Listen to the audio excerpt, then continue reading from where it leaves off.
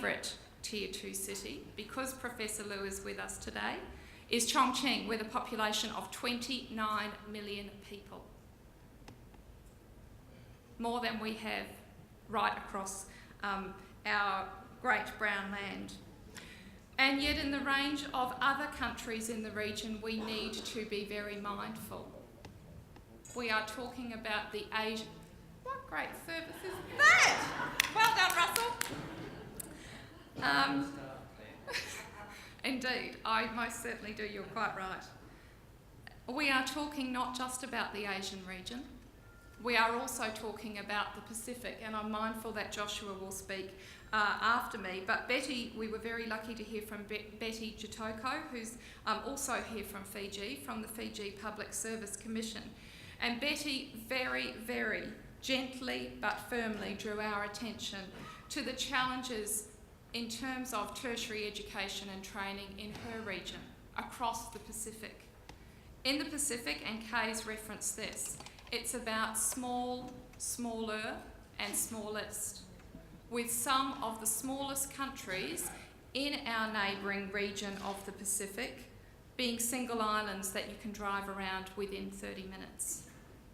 So we need to keep in mind, Australia, ACPET, that there are, not only the different sizes of the regions, provinces and countries across the Asia-Pacific region, but also their different national and regional economies. Contextualising Australia's educational expertise across industries as diverse as construction, aviation, retail, tourism, electronics, engineering, agriculture, and including for my friends at the front, that includes cashew nut farming, IT, that's a little Darwin joke, IT, call centre training, these are all industries where Australian education and training providers are already operating across the region, upskilling and working with their local partners to improve the education and training and the business productivity of those industries.